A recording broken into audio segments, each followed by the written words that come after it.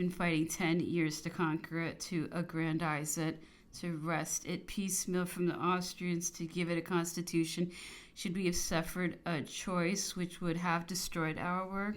If Austria has not renounced Italy, we will fight again for the latter. If she has sincerely renounced it, to her it must be a matter of indifference how Italy is governed. As for the latter, could she, needing as she does a protector, help placing her destinies with confidence in the hand of her founder and regenerator, more deeply interested than anyone else in the fate of the countries which are the cradle of his glory? The emperor, in sending me to your majesty, was far from surmising that the war originated in these questions, and if these are the motives for it, not only do I perceive no possibility of making peace, but I foresee, on the contrary, a universal war. The emperor: that is not my meaning. And if the intention of your master is such that everyone can be satisfied of its sincerity, he will add to his immense labors the greatest of all glories, that of having put an end to so many calamities by making a sacrifice of the advantages to which he might lay claim. And I am persuaded that he will not be insensible to the gratitude which will be felt for him for having won by his moderation what he could not wrest by force. Answer: I will accurately report to him what your majesty does me the honor to say to me. But I beg you to consider that this is the third time we are treating on that point with Austria, that in the second transaction, when we had a right to demand much, we imposed no other condition than the ratification of the first. If on the present occasion we still adhere to that point, how do we know but that under circumstances which may be deemed favorable, we may have again to recur to that question? The emperor: on that very account you ought to adopt reasonable ideas, and renounce a domination which raises apprehensions in all your neighbors. Answer: then it is a revision of all that has been done for 10 years past which is insisted on. If this is required of us in our present situation, we may thence augur what would have been imposed on us had we been vanquished. We too have consequently a right to profit by the favors of fortune, and to make demands proportionate to those which would have been made upon us. It is not we who stirred up or began the war. It has been prosperous for us. We ought not to bear the expense of it, and I am thoroughly persuaded that the emperor will not consent to that. The emperor: so much the worse, because notwithstanding the high estimation in which I hold his talents, and the wish I have to be able soon to accommodate matters with him, he will oblige me to order my troops to do their duty. Answer: that will be a pity, but we shall not have come so far to avoid an occasion of giving them a fresh proof of our esteem. We flatter ourselves that it will not detract in the least from the good opinion which they have conceived of us. If it must be so, I beg your majesty to consider that I have not come to you as a spy, and what injury you would do me if, exerting your power, you were to detain me and thus deprive me of an occasion of performing my duty. If the armies are to try each other's strength. The emperor: no, I give you my word, you shall not be detained, and that you shall be conducted back to your troops this very evening. Here the conversation ended, the emperor delivering to me his answer to the letter which I had brought, still holding the address downward, said to me: here is my answer. The address does not express the title which he has since assumed. I attach no importance to such trifles, but it is a rule of etiquette, and I shall have great pleasure in changing it as soon as he shall have furnished me occasion to do so. I read the address, which was to the chief of the French government. I replied: your majesty is quite right. That can be nothing but a rule of etiquette, and the emperor too will not think otherwise of it. As general-in-chief of the army of Italy, he formerly commanded more than one king. Content with and happy in the suffrage of the French, it is for their sakes only that he derives satisfaction from being recognized. Nevertheless, I will repeat to him the last words of your majesty. He dismissed me. I was conducted afterwards by the road to Brunn to a town 4 or 5 leagues distant, which the Emperor of Russia had just quitted, but where his whole chancery still was. I was kept there the remainder of the day. During this interval, I saw the Russian guards pass by on their arrival from St. Petersburg to join the army. It was a magnificent body composed of men of prodigious stature, who did not appear to be very much fatigued with so long a journey. Towards evening, Monsieur de Novoselov, belonging to the foreign relations of Russia, came to inform me that the Emperor of Russia had set out for the army and that he had given orders to Prince Adam Kazartinsky, his Minister for Foreign Affairs, to cause me to be conducted back to our advanced post. That from what I had said to the Emperor, he had thought fit to direct him, Monsieur Novosilzov, to accompany me for the purpose of ascertaining the intentions of our Emperor. That at any rate, Monsieur de Novosilzov must have an interview with Monsieur de Haugwitz, Minister of the King of Prussia, who either was at Brunn or on the point of arriving there, and that the mission of Monsieur de Haugwitz to the Emperor required previously that he, Monsieur de Novosilzov, should have a conference with that Prussian minister. This strange proposal I could not entertain for a moment. I should have had to lend myself to facilitate the communication between the ministers of Prussia and Russia. I could not help laughing, and told Monsieur de Novosilzov that if his cabinet wished to send a mission to ours, there were forms and usages to be observed with which it was well acquainted. I declared that for my part, if I was obliged to take him with me, I would drop him at the first post of our troops, where he would remain till I could inform the Emperor of his arrival, and he had received permission to proceed to the headquarters. As this would have frustrated the object which Monsieur de Novosilzov had in view, he gave up the idea of accompanying me further than Vienna, where the whole Russian army was posted. After driving out our advance guard and taking from it a few hundred prisoners, I was conducted to Wischau, to the quarters of the Emperor of Russia, who was in the same apartments where I had left the general of our advance guard 2 days before. He did not receive me, and ordered me to be conducted to our advance posts. I found them at less than a cannon shot from those of the Russians. As though it was night, I was permitted to pass on to our army. My trumpet sounded. This was contrary to custom. Nevertheless, the party came, recognized, and received me. I sent back the Russian escort and desired to be taken to the Emperor. He had been all day on horseback upon the ground where the affair with the advance guard had occurred, and he was still at the post house of Austerlitz, 600 toises from his last vedettes. When I joined him, he was surprised that I had been allowed to return at that hour. I delivered to him the letter of the Emperor of Russia and repeated to him word for word what he had said to me. I added, as my own observation, that all the Russian youth of the highest quality were there and eager for battle, that I considered an engagement as inevitable unless means were found to conciliate matters agreeable to the wish that had been expressed in allusion to the Emperor of Russia. He appeared thoughtful for some time. He then connected what Marshal Mack had told him at Ulm with what I reported to him.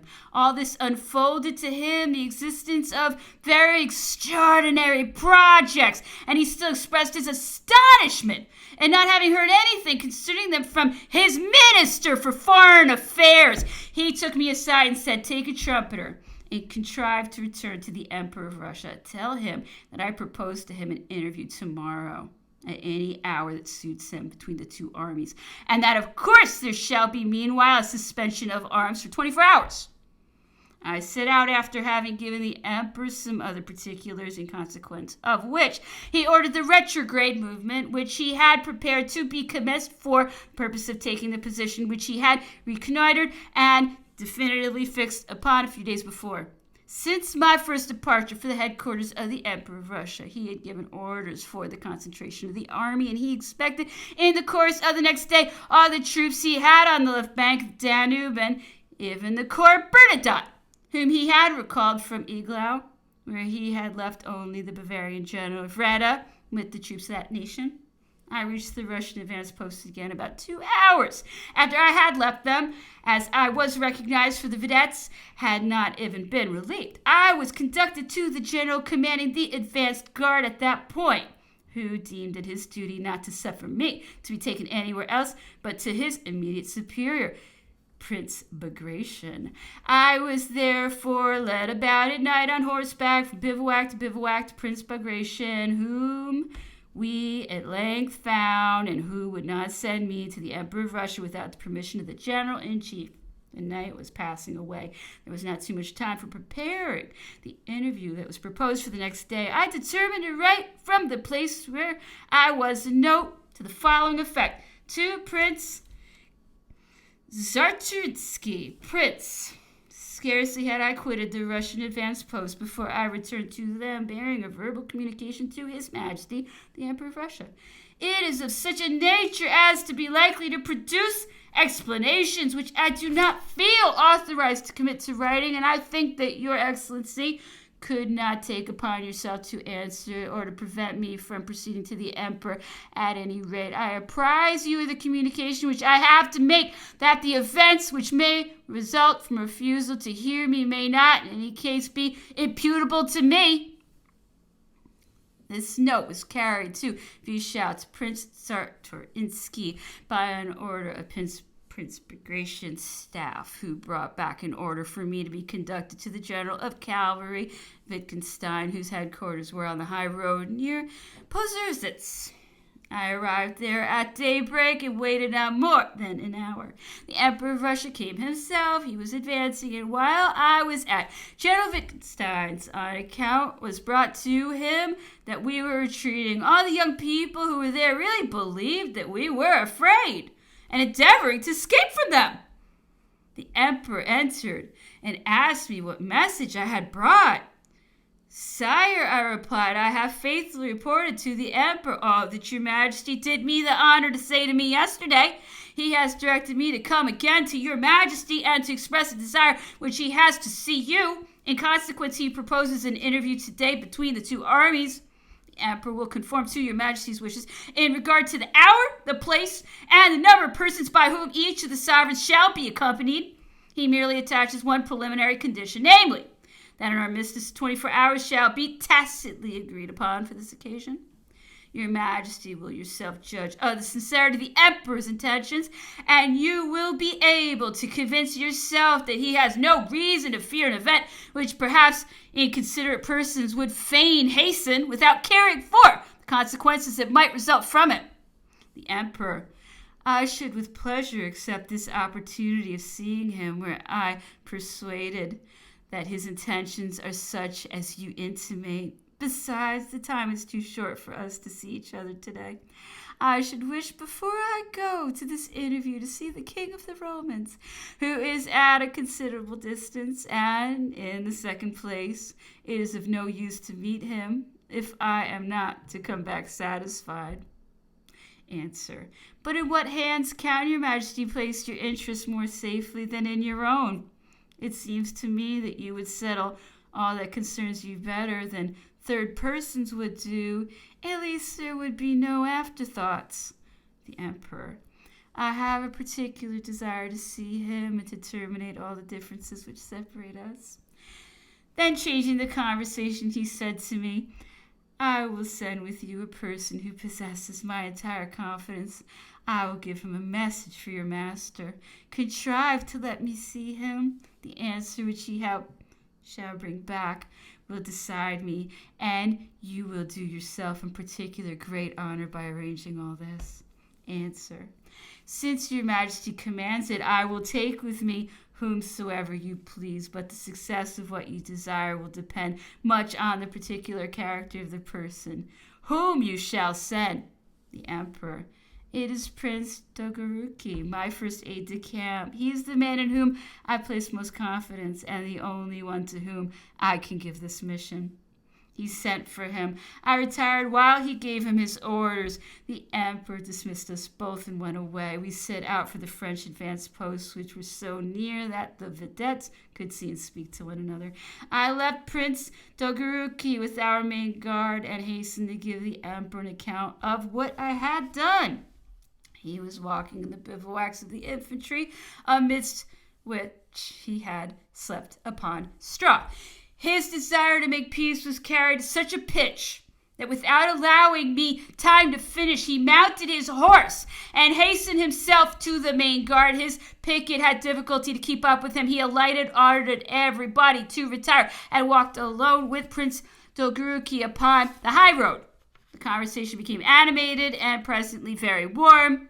It seems that Prince Dolgoruki had been deficient in tact in the manner delivering the message with which he was charged, for the emperor dryly replied, "If that is what you have to say to me, go and tell Alexander that I had no notion of these dispositions. When I asked to see him, I would only have showed him my army and referred to his equity for the conditions. If he will have it so, we must fight. I wash my hands of it."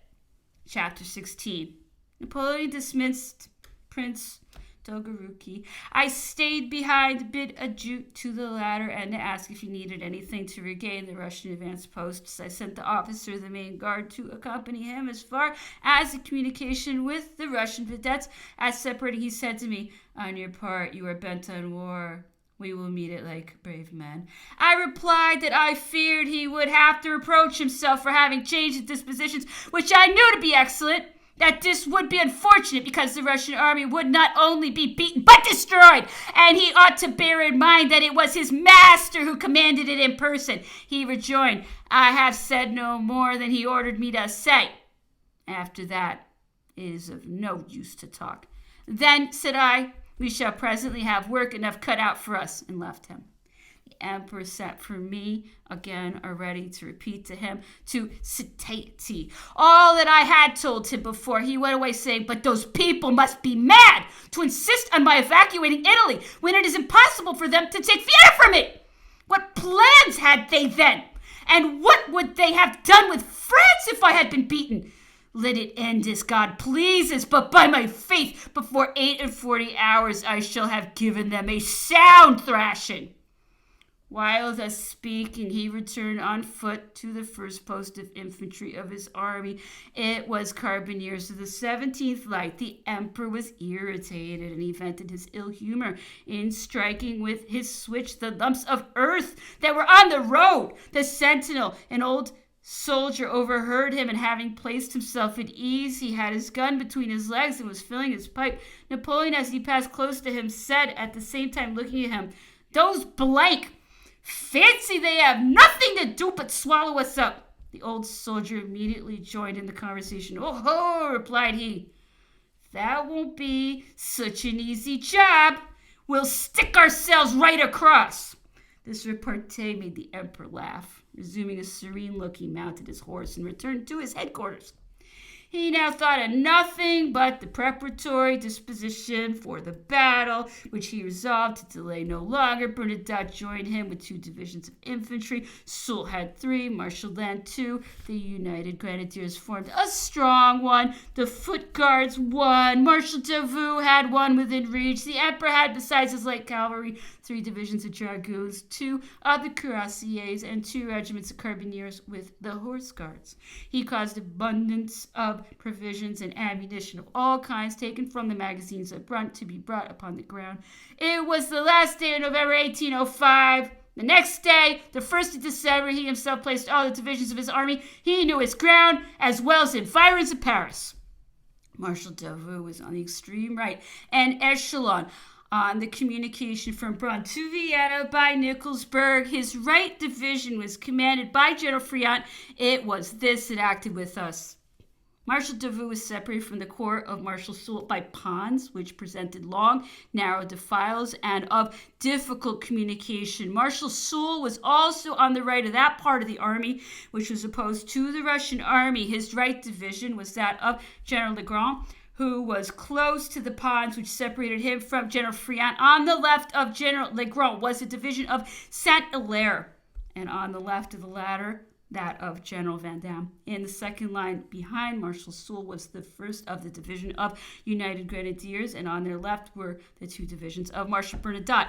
On the left side of Marshal Soult, upon a configuration of ground somewhat more advanced, was the corps of Marshal Lannes, having its first division, that of General Caffarelli. On the right of the road from Olmütz to Brunn, and its second division, that of General Suchet, supported on its right upon the same road and on its left upon the Senton. The infantry of the guard was the natural reserve of Marshal Lannes. As the ground on our left seemed to offer an extensive space, it was deemed prudent not to place the cavalry at a distance from it. The light cavalry, therefore, was first put on the right of Marshal Lannes, where it did not at all incommode the corps of Marshal Soult, which was on a vast plateau, a little in the rear and to the right.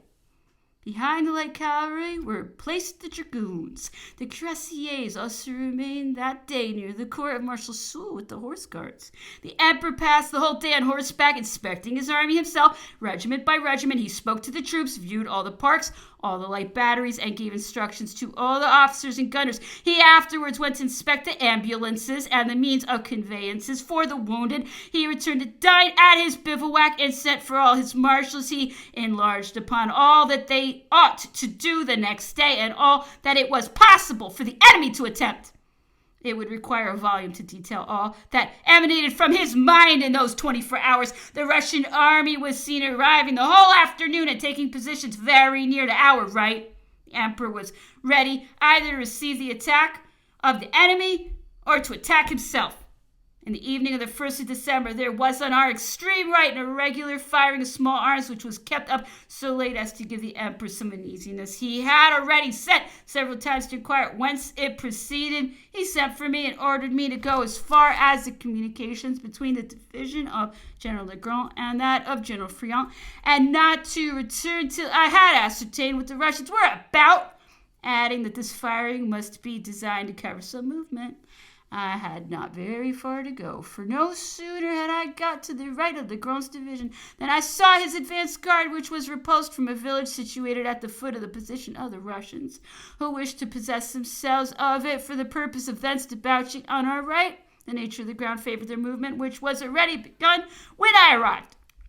The moon shone very bright. Nevertheless, they did not continue this movement because the night soon became overcast. They were content with concentrating themselves on that point so as to deploy rapidly at daybreak. I returned with all possible expedition to relate what I had seen. I found the emperor lying upon straw, and so fast asleep in a hut which the soldiers had made for him that I was obliged to shake in order to waken him. I made my report. He desired me to repeat it, sent for Marshal Soult, and mounted his horse to go himself and inspect his whole line, and to see the movement of the Russians on his right. He approached as near to it as possible. On his return through the lines of bivouac, he was recognized by the soldiers, who spontaneously lighted torches of straw. This communicated from one end of the army to the other. In a moment there was general illumination, and the air was rent with shouts of "Vive l'Empereur!" The emperor returned very late. Though he continued to take repose, he was not without uneasiness as to what might be the result of the movement of his right on the following day. He was awake and stirring by daybreak to get the whole army under arms in silence. There was a very thick fog which enveloped all our bivouacs so that it was impossible to distinguish objects at the distance of 10 paces. It was favorable to us. It gave us time to arrange ourselves. This army had been so well trained in the camps of Bologna that one could rely on the good condition in which each soldier kept his arms and accoutrements. As it became light, the fog seemed to clear off. Absolute silence prevailed to the very extremity of the horizon. Nobody would ever have thought that there was so many men and so many noisy engines of destruction enveloped in so small a space. The emperor sent me again to the extreme right to watch the movement of the Russians. They began to debouch on General Legrand when I got very near them, but on account of the fog, I could not well judge of the movement. I returned to make my report. It was scarcely 7 in the morning. The fog had already cleared away so much that I had no reason to follow the line of the troops lest I should lose my way. We were about 200 paces from the Russians. The The emperor saw his whole army, infantry, and cavalry, formed into columns by divisions. All the marshals were near him and teased him to begin. He resisted their importunities till the attack of the Russians on his right became brisker. He had sent word to Marshal Davout to support General Legrand, who was soon afterwards attacked, and had his whole division engaged. When the emperor judged by the briskness of the fire that the attack was serious, he dismissed all the marshals and ordered them to begin. This onset of the whole army at once had something imposing. You might hear the words of command of the individual officers. It marched as if to exercise to the very foot of the position of the Russians, halting at times to rectify its distances and its directions. General St. Hilaire attacked in front the Russian position, which is called in the country the Hill of the Pratzer. He there sustained a tremendous fire of musketry which would have staggered anyone but himself. This fire lasted 2 hours. He had not a battalion that was not deployed and engaged. General Van Damme, who had rather more space to traverse to get within fire of the enemy, came upon the column, overthrew it, and was master of its position and its artillery in an instant. The emperor immediately marched one of the divisions of Marshal Bernadotte behind Van Damme's division and a portion of the United Grenadiers behind that of St. Hilaire. He sent orders to Marshal Lannes to attack promptly and briskly the right of the enemy, that it might not come to the assistance of the left, which was wholly engaged by the movement of the emperor. The portion of the enemy's army which had begun its movement upon General Legrand would have fallen back and reascended the Pratzer, but General Legrand, supported by Friant's division belonging to Marshal Davout, followed it so closely that it was forced to fight where it stood without daring either to retire or to advance. General Van Damme, directed by Marshal Soult and supported by a division of Bernadotte's, made a change of direction by the right flank for the purpose of turning and attacking all the troops that were before St. Hilaire's division. This movement was completely successful, and the two divisions united on the Pratzer itself by this movement had no further need of the assistance of Bernadotte's division. They made a second change in direction by their right flank and descended from the Pratzer to attack in the rear all the troops who were opposed to General Legrand. These troops quitted for the purpose of attacking the Russians, the position from which the latter had descended during the preceding night to attack General Legrand. They had thus traversed a complete semicircle. The emperor made the United Grenadiers and the division of the Foot Guards support the movement. It had complete success and decided the battle.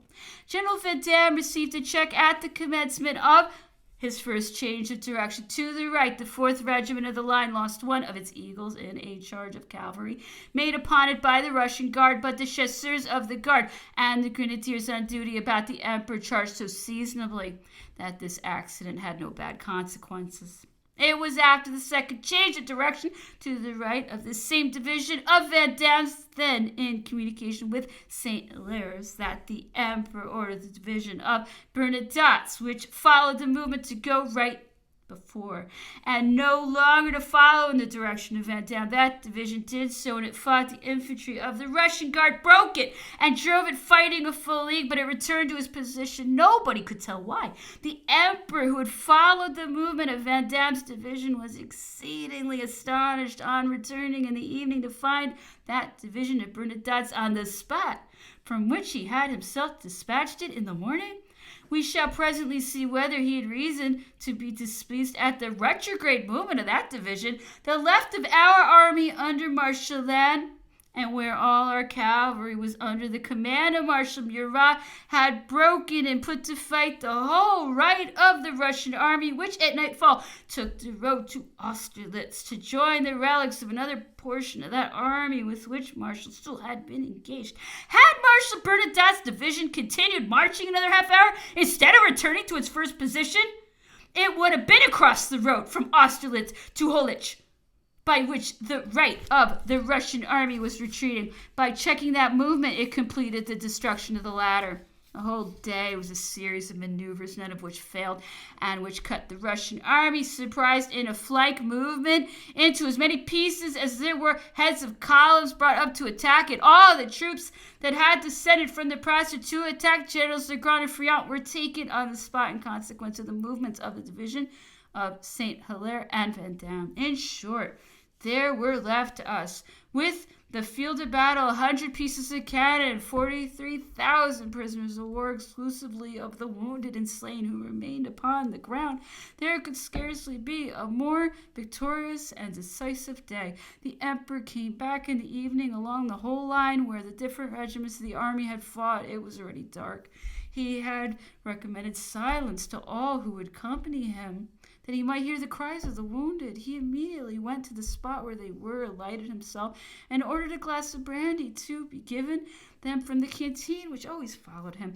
I was with him the whole of that night, during which he remained very late on the field of battle. The squadrons of his escort passed the whole night upon it, and taking the cloaks from the Russian dead for the purpose of covering the wounded with them. He himself ordered a large fire to be kindled near each of them, set about for a muster master, and did not retire till he had arrived, and having left him a picket of his own escort, he enjoined him not to quit these wounded till they were all in the hospital. These brave men loaded him with blessings, which found the way to his heart much better than all the flatteries of courtiers. It was thus that he won the affection of his soldiers, who knew that when they suffered, it was not his fault, and therefore they never spared themselves in his service. The night was so dark that we had been obliged to pass through Brunn, so that it was late when Marshal Davout received the order, and he could do no more that day than reunite his corps and approach near enough to reconnoiter the army. Chapter 17. It was the 3rd of December, the day following the battle, and it was already late when Prince John of Liechtenstein arrived at the castle of Austerlitz, charged with a message from his master for the emperor. He was a long time with him and then returned. We knew the same evening that he had come to express a wish for an interview, to which the emperor had assented. The emperors of Austria and Russia were in a ticklish situation from the direction of the retreat, which the events of the second had forced them to cause their army to take. They had no point of passage on their march but the bridge of Goding at Austerlitz. The corps of Marshal Davout was nearer to this bridge than the wrecks of the Russian and Austrian army, which were to retire by it, and the Allies believed Marshal Davout to be much stronger than he really was, so that they had no way left to save themselves but the interview which they solicited. On the other hand, Davout was still ignorant of the results of the Battle of the Second, and consequently of the real state in which the enemy was. He nevertheless made his dispositions for attack, and even attempted to force the defiles which separated him from Godin. The Emperor Napoleon, the only one who was acquainted with the state of things, was not without anxiety respecting the result of the attack which he had ordered Davout to make, because he was well aware that he was inferior in force to the enemy. He no longer looked upon the retreat of the latter as impossible, and then he considered that the Prussians were urged to enter the lists, and that they had an army united with the Russian court at Breslau. He knew, moreover, from the intercepted dispatches of Monsieur de Stadion, that the Archduke Charles had arrived on the Danube, while the army of Italy under the command of Massena was still on the other side of the Julian Alps. It was not therefore impossible that all these united armies might combine a movement which would oblige him to incur fresh risks that might compromise the success of Austerlitz. In this situation, he accepted what fortune offered him. The Allies proposed an interview to gain time. In point of fact, the emperor had the best of the bargain. It may be added that there can be no doubt that if the emperors of Russia and Austria had received M. de Stadion's dispatches, they would not have proposed the interview. Prince John returned the next morning to take the orders of the emperor, who left him all the arrangements. On the 4th, at 9 in the morning, we all set out with the emperor and the horse guards, and proceeded along the high road of Austerlitz to a mill in front of the advanced posts of Bernadotte, about 3 leagues from Austerlitz. We arrived there first. The emperor caused 2 fires to be made and waited. The horse guards were drawn up in order of battle, 200 paces in the rear. It was not long before the Emperor of Austria was announced. He came in a landau, accompanied by Princess John and Maurice Liechtenstein, the Prince of Württemberg, Prince Schwarzenberg, Generals Kienmeyer, Bubna, Studerheim, and 2 superior officers of Uhlans. there was with the Emperor of Austrian escort of Hungarian cavalry, which remained as ours had done, about 200 paces from the post where the interview was held. The Emperor Napoleon, who was on foot, went to meet the Emperor of Austria from the place where the fire was to the carriage, and embraced as he accosted him. Prince John Liechtenstein alighted from the same carriage and followed the Emperor of Austria to the Emperor's fire. There he remained during the whole interview, as did Marshal Berthier by the Emperor. All the other persons of the suite of the two sovereigns were together at one and the same fire, which was separated only by the high road from that of the emperors. I was at this fire. Our conversation turned solely on the events of the battle. We studied to say nothing that might be galling to those gentlemen. I know not what was said at the emperor's fire. We were as curious to learn that as the Austrians, who were at the same fire with us, but neither they nor we could make it out. At any rate, the party seemed to be in excellent humor. They laughed, which seemed to us to be a good omen. Accordingly, in an hour or two, the sovereigns parted with a mutual embrace. Each of us ran to his duty, and as I approached, I heard the Emperor Napoleon say to the Emperor of Austria, "I agree to it, but your Majesty must promise not to make war upon me again." "No, I promise you I will not," replied the Emperor of Austria, "and I will keep my word." I know not on what occasion this was said, but I heard it, and I repeat it, because the Emperor has frequently mentioned it to me since.